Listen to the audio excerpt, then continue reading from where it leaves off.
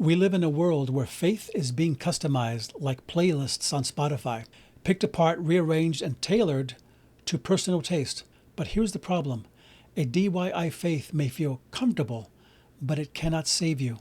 In today's episode, we'll uncover the dangers of customized faith in a truthless age and why only the real king can anchor your life on Soul's Road 2.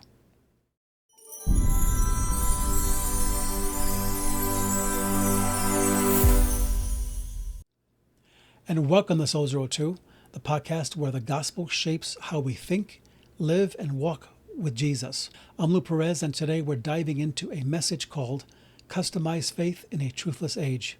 Judges 17:6 says this, "In those days there was no king in Israel. All the people did what was right in their own eyes." And that's not just ancient history, it's headlines for today. We live in a culture that prizes self-expression above truth, where people design a faith that fits their preferences instead of submitting to the authority of God. So here's the question. What happens when we trade God's truth for a tailor-made religion of our own? Let's walk through it. Micah's story, it's too long to read because there's 2 chapters, so I'm going to kind of sum it up as a story, okay? We find that first, Micah had a homemade religion. This is what the story was about in Judges 17 and 18.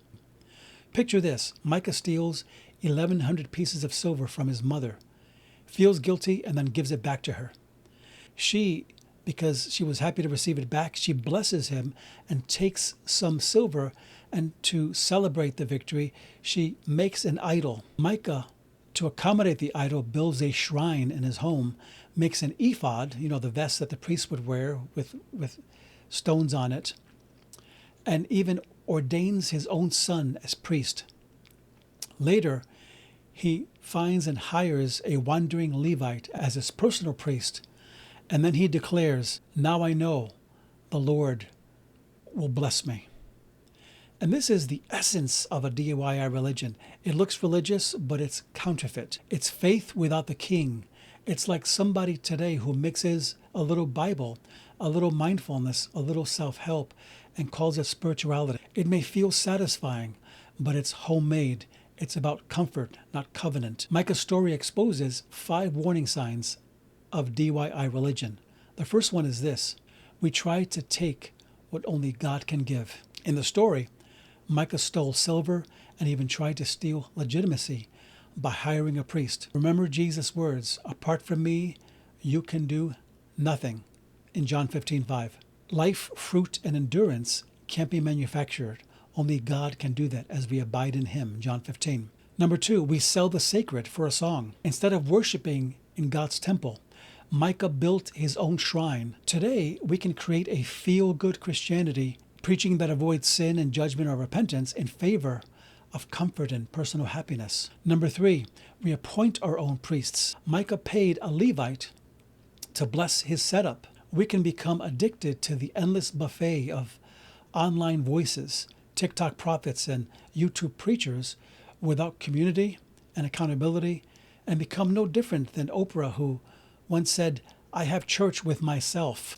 Number 4, we believe our own delusion. Micah thought having a Levite meant automatic blessing. In the same way, we assume that if we have success, it means God's approval. But false doctrines, thin preaching, and flattering prophecies can keep us from facing God's reality. 5, we shape our idols, then our idols shape us. Psalm 135 says, "Those who make idols become like them." Whatever you worship, you eventually reflect. Micah's story ends in the collapse of customized faith. Micah's illusion didn't last.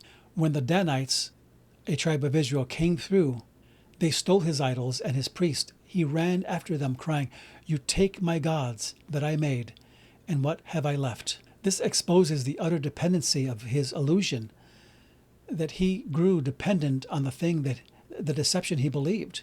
Here's the tragedy. If someone can steal your God, it's not God. Customized faith always crumbles because it's built on preference instead of the person of Christ. So what's the cure? What's the cure to a truthless age? An age that customizes its own experiences of what worship and Christianity is. Well, twice in Judges, in both 17 and 18, it says there was no king in Israel. Everyone did what was right in their own eyes. The solution isn't more customization, it's surrender to the true king, Jesus. Only a vision of God restores order. The psalmist said, I keep the Lord always before me. He is at my right hand. I shall not be moved. And Hebrews 12 reminds us to fix our eyes on Jesus, the pioneer and perfecter of our faith. That's how we anchor ourselves in a shifting culture. Think about Micah again. Imagine he's clutching empty hands where his idols once were, realizing everything he trusted in was gone. That's the fate of manufactured DIY type faith. But the good news is this: when you build your faith on Jesus Christ, the Son of God, no one can steal him from you. So thanks for joining me today on Soul Zero 2. If this podcast challenged you, share it with someone you love.